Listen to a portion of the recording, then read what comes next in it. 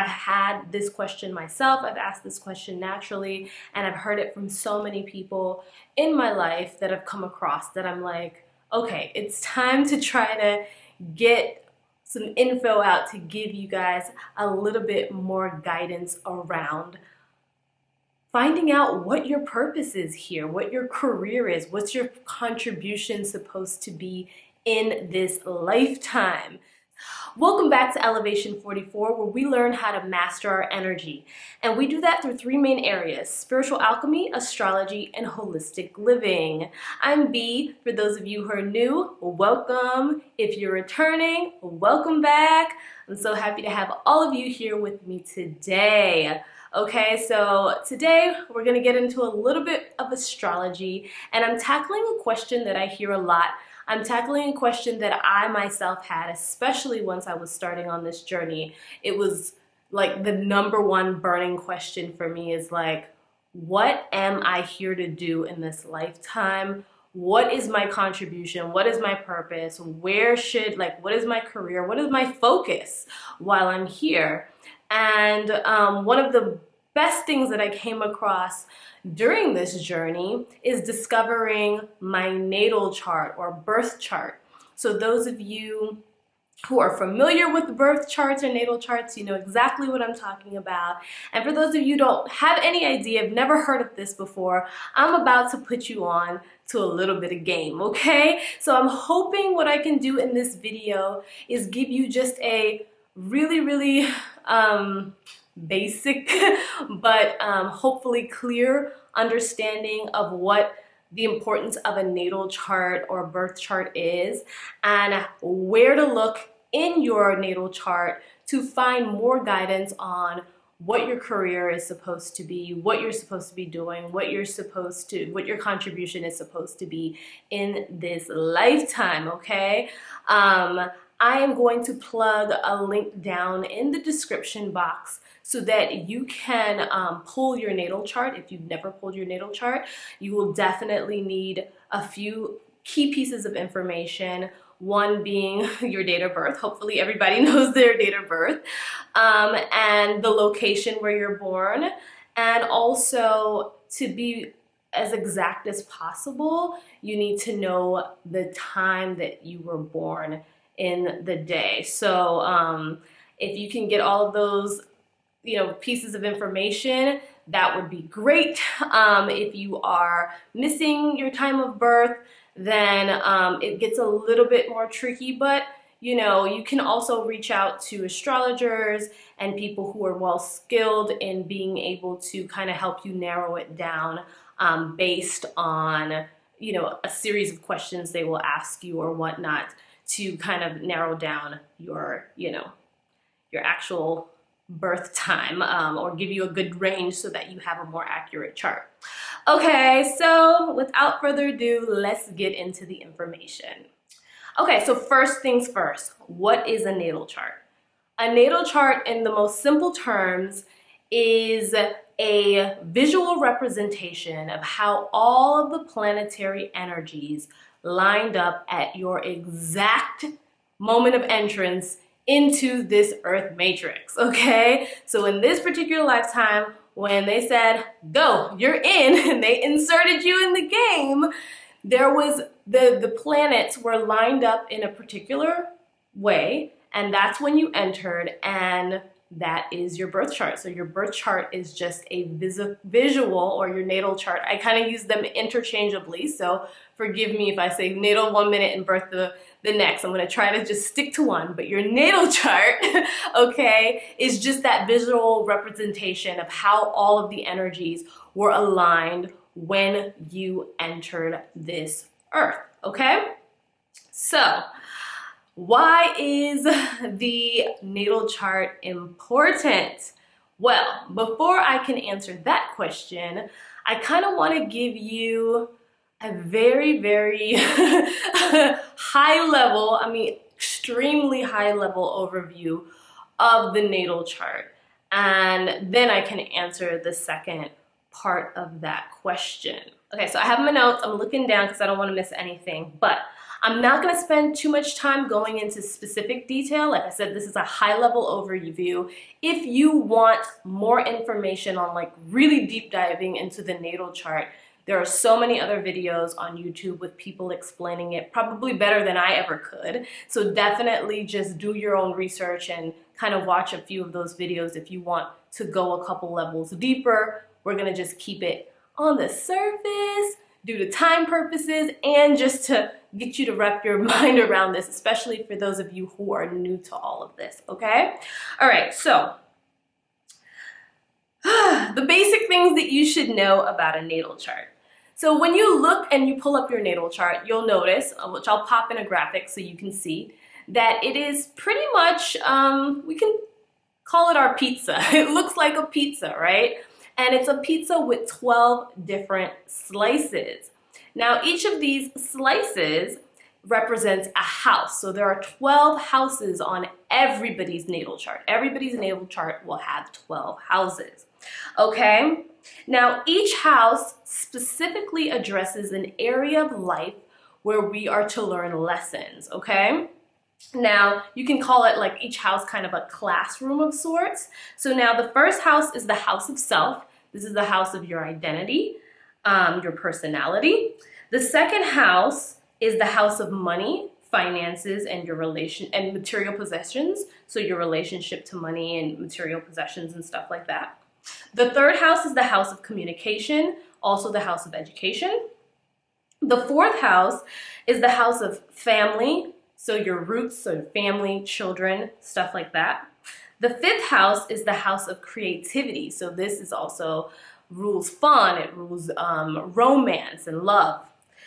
The sixth house is the house of health, service, organizations, routines, systems. The seventh house is the house of relationships, both romantic and non-romantic. So this is marriages, business partnerships, etc.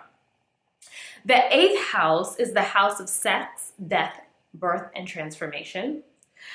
The ninth house is the house of travel, world knowledge, and philosophy. The 10th house is the house of career, public image, and career and public image. The 11th house is the house of friends, and it's also the house of like collaboration and technology. And the 12th house is the house of spirituality. Now, each house corresponds with a particular zodiac sign that traditionally rules that house. Now, it's really easy to remember which zodiac sign traditionally rules a house because the qualities or the traits of the zodiac sign and the house go hand in hand. And it's pretty much listed in the same order. So there are 12 houses, so 1 through 12, and there are 12 zodiac signs, 1 through 12, with Aries being the first and Pisces being the last. So basically, each zodiac sign corresponds with the house, the number. So 1, the first zodiac sign is Aries, which rules the first house of self. The second is Taurus, which then rules the second house of finances, and so on and so forth. So if you understand or you have a general idea of the traits of the zodiac signs, you will understand the houses really easily. Hope that makes sense. Now, with all of that said, when you come into this world, there is a zodiac that is sitting on the eastern horizon. Now, it's different for everyone depending on the day and your time of birth. Now, that sign sitting on the eastern horizon is called your ascendant or your rising sign. And that sign will start off your entire natal chart houses. So it will be the first one or the first house followed by the rest of the houses. And that determines where the houses sit in terms of the zodiac positions. Now, I'll give you an example. Using myself, my sign or my rising sign or my ascendant sign, the sign sitting on the eastern horizon at my time of birth was Capricorn. So Capricorn is obviously my ascendant sign, like I said, and it starts off the houses, it leads the rest of the houses in my particular natal chart. So the first house is ruled by Capricorn for me. Now, what your ascendant or your rising sign also speaks to is the first house traits, which is the house of self, the house of identity, the house of personality, how you I can't even say it, how you present yourself to the world. I was gonna say another word and I was like, I can't even get off my tongue. But how you present yourself to the world, how the world perceives you. So for me, that would be very Capricorn-like in nature. So that is what is a good example of the rising or ascendant sign and how it leads the way in the houses on your particular natal chart. So for me, first house is Capricorn, second house would be Aquarius, third house would be Pisces, so on and so forth. Now again, it's different for you depending on your day and your time of birth. Okay, so now to add another level of complexity to all of this, and hopefully this is still keeping things very simple. If we go back to the analogy of the pizza with our 12 slices, one thing that we haven't discussed are the toppings on those that pizza, right? And in this case, the toppings we were referring to are the planets, the planetary placements themselves. Now, the planets are going to fall in different houses for different people, again, depending on your time and your day of birth. So, whatever placement that the planet was in at your time of birth is where it will fall on the chart. Using the coordinates and everything like that, it will fall on the chart. But again, it's different for so many of us, and that's why two natal charts, unless they're twins, and that is another conversation for another day, that are born around like minutes within each other, two natal charts never really look the same because of the constant movement of the planets, in addition to our, houses being ruled by different zodiacs like I just explained. So that's why every natal chart is so unique, even though there could be a lot of similarities across different natal charts. Sometimes you'll see that the planets or our toppings are like sprinkled all over the natal chart, right? And they're nicely spread through the different houses. But then there are other natal charts that you'll look at and you'll see, man, like it looks like all their planets are concentrated in like 2 or 3 particular houses. Now, what that simply means is that in this particular lifetime, that person came to really hyper focus on those particular areas. Because remember, we talked about the houses being a classroom of sort for specific areas of life, of learning, right? Of life lessons. So sometimes, depending on what we've gone through in our previous lives, we came to hyper focus on very, very specific things. And that's a lot of the times when you'll see planet placements really clustered in or concentrated in just a few areas on the chart. So with that explanation, I hope you understand a little bit more about the natal chart. And that now helps me answer my second question of why the natal chart is so important to our journey here, okay? And to answer that, the natal chart is like our roadmap, it's like our GPS, it's the directions, right? Yes, you can drive from Canada to Argentina without directions. You're gonna take a bunch of wrong turns along the way. You'll probably eventually find your way there, but it'd be so much easier if you have some directions, right? And that's what I consider the natal chart to be. I consider it to be kind of like our directions on how we're going to get from point A to point B and why we're even going from point A to point B. Now, it doesn't give us every answer, and it doesn't erase the challenges that we may have along the way, but it definitely is a guide for us to use if we understand how to use it. It's so important that when you think about it, when we are born, It's the first thing, especially here in the Western side of the world, here in the US, as soon as we're born, they're documenting everything. They're documenting our time of birth, our location, and everything, and they're keeping those records. That's how vital this information is, because it really is the key to understanding oneself. Now, all of that said, let's get into what I really want to get into this video, and it's to how to identify or understand your purpose for this particular lifetime. What's your career supposed to be? How are you supposed to contribute to society?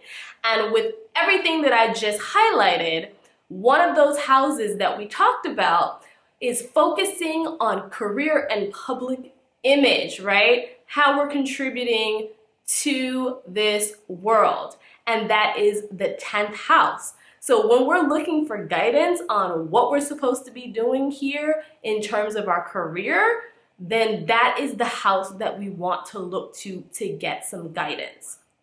So to understand your 10th house better, you have to look at the zodiac sign that is overall influencing your house. So that's the first thing that we're going to look at. And I'm just going to kind of run through a brief description of each zodiac and how it influences the 10th house.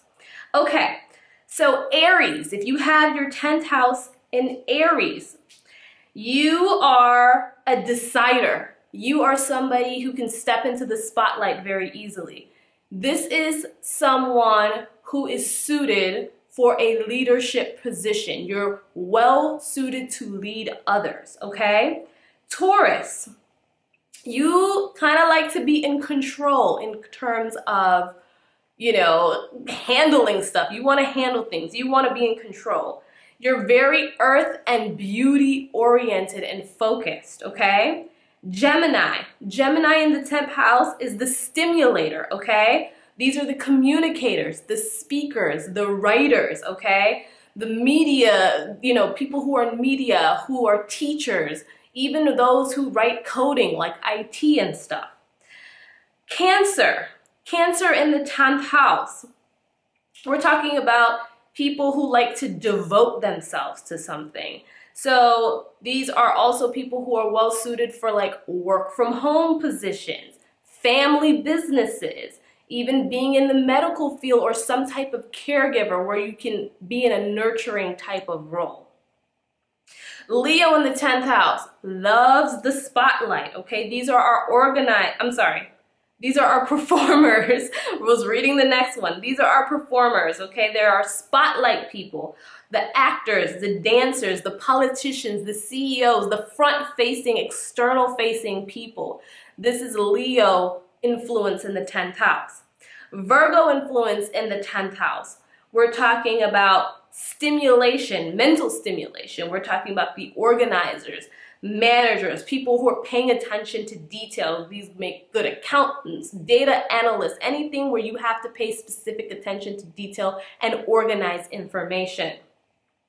Libra in the 10th house values partnerships, okay? And Libra in the 10th house, because Libra is ruled by Venus, we're talking about lots of things around beauty and the arts, women, a lot of women's issues, even law and justice, okay? Like doing things in like the legal field.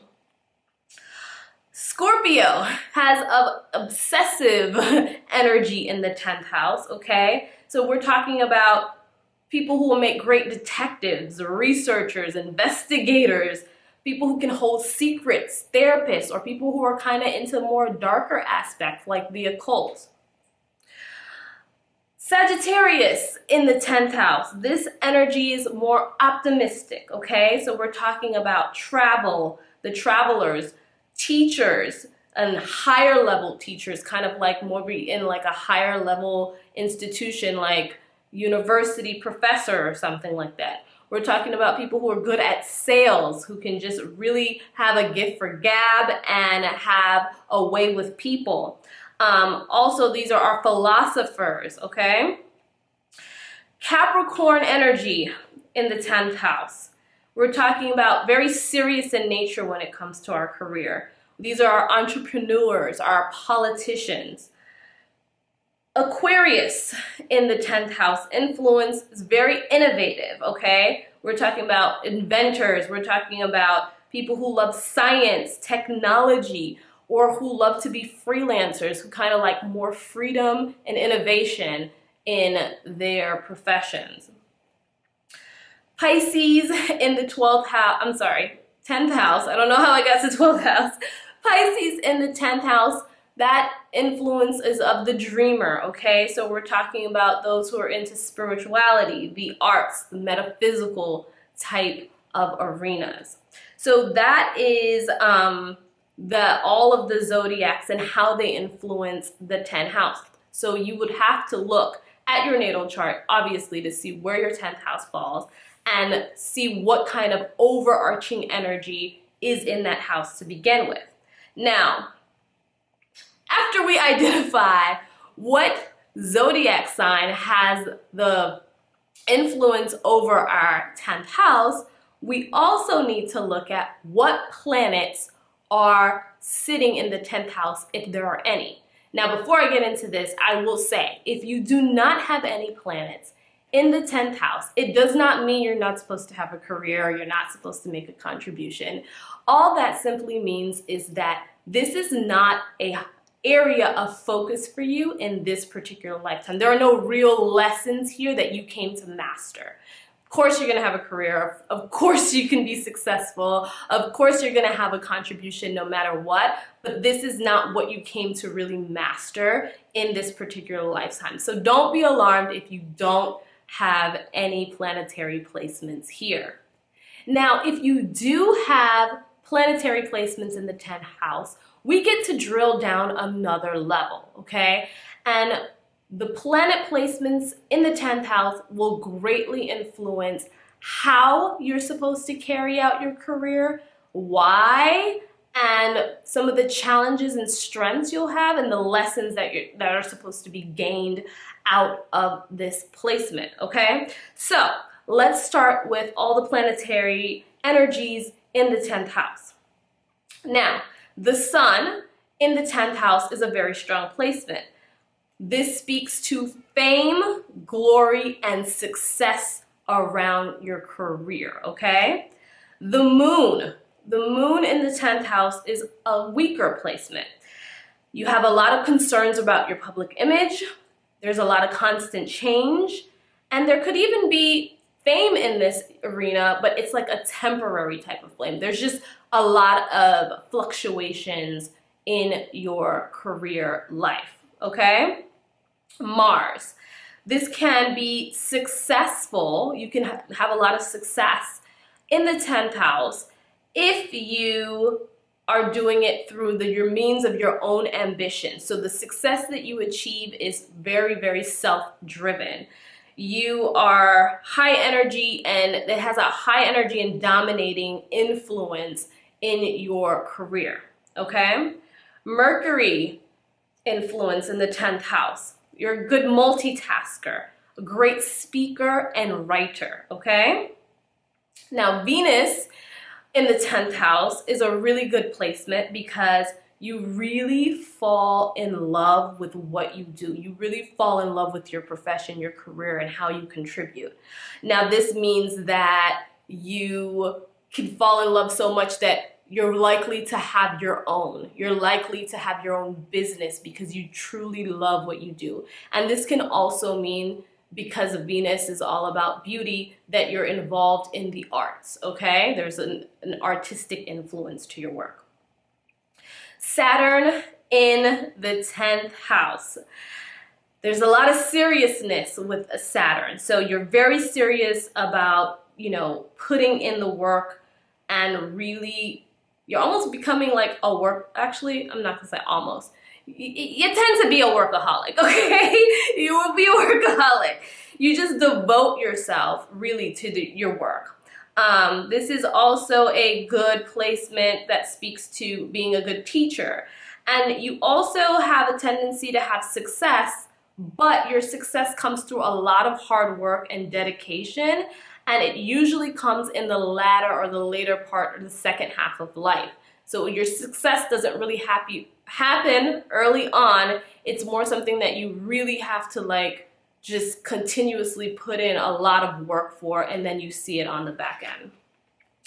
Jupiter in the 10th house, okay, is a very lucky, so that means you have a lot of luck when it comes to your career, when it comes to your success and your profession. Like you just, whatever you touch, it's just like what arena you're in, it's like boom, it's up and going, right? This is also a very likable energy, so it makes you very likable in what you do. Neptune in the 10th house is not a very great placement, I'm not gonna lie, because Neptune is like the dreamer planet. So there are a lot of disillusions when it comes to your career. It could be a very erratic energy. There's a lot of dissatisfaction, and it really depends on the other aspects or other placements of the other planets, which we won't really get into in this video, but that can greatly influence how badly Neptune really wreaks havoc in this particular arena. It could be mild, it could not be. So if you're having a lot of struggles or challenges, you kind of want to see if Neptune is hanging out in your 10th house or is aspecting your 10th house in a weird way, okay? Uranus in the 10th house. You're really dissatisfied with traditional type of work situations. Remember, Uranus is about being unique. It's about freedom. It's the innovator, okay? So it needs to be unique. It needs to be free. These are your, like I said, your freelancers, people who are innovating and creating and blazing their own lane and making their own way. Pluto influence in the 10th house is about power, okay? It's very intense. This is a very intense placement. Power, it's dominating, it's authoritative. It's like you're feared, but you're respected, okay? This is your Pluto, I'm sorry, and the 10th house. And then you can also be very obsessive in your profession or your career. Now, let me kind of give you an example, since I gave you the zodiac placements of that energy influence over the house, then combined with the planetary energy. So, for example, let's see, what are we going to use? Let's say we have Leo in the 10th house as our overarching zodiac energy. So Leo is the people who are in the spotlight, the performers, right? These are your actors, these are your speakers, these are the people who are out, like front facing, okay? Then let's say you also have Jupiter. So say Jupiter's in the 10th house. So you have your 10th house is in Leo and Jupiter's in your 10th house. You're going to be very likable, very lucky in that position. So people are going to really draw to you. And so the likelihood for your fame and your success in your career is high because of that Jupiter placement influencing, giving that luck, giving that boost in that arena. Now, I will say it doesn't end there. This is just high level, basic understanding. Now, you also have to look at the other planetary placements. What is, in a sense, the planets are communicating with each other. So who is communicating with Jupiter? Are they communicating with them in a good way? Are they not communicating with them in a good way? So that was just a very high level view of it. But when you start looking at the other aspects, like you can have on top of Jupiter, let me pick another one. Here's a good one. So we can have Jupiter and Mercury both hanging out in the 10th house. So that means, okay, you're in the spotlight, you're very likable and you have a lot of luck in this arena, and then Mercury is the communicator. So Mercury can work with Jupiter and you can have a lot of luck and a lot of fame and be in the spotlight due to speaking or writing or some type of very communicative type of profession. So that's kind of how it works. You gotta have to look at everything and see how everything is talking to each other. And I'm gonna get into too much complication. We want to keep this simple. So that's just kind of a high level example of how to really zero in or get a little bit closer on exactly what you're supposed to do. I'm gonna stop here because the video is getting long and I feel like I'm starting to ramble, but I really hope that this like high level overview helps give you insight on what you are supposed to be doing, because I know a lot of people are so dissatisfied in like their career, what they're doing. They just feel like what they're doing is just wasting time, and they want to do something purposeful and meaningful, and they want their life and their time here to count and to matter. And so I want you to be able to, you know, have guidance and be able to be directed in that, you know, particular way. Like I want you to be able to thrive and live and learn and do what you came here to do. So if I can always provide guidance, that's exactly what I'm gonna do, and that's what this channel is all about. So that is it for me today. I hope that, again, that you found this information helpful. I will try to do more on the natal chart and just kind of other areas of the natal chart that you should pay attention to for some of the most popular questions, like what type of relationship should I be in? There are different, you know, things that, you know, that you can look at in your natal chart with those houses to see what kind of partner you're supposed to have, what kind of business partners you're supposed to work with, and just different things like that. So we'll try to get into a little bit more of that in other videos, but hopefully I think this will get you started on your journey. Anyway, I will see you guys in the next video. If you like this, give me a thumbs up or share it. Subscribe below if you haven't already. Peace.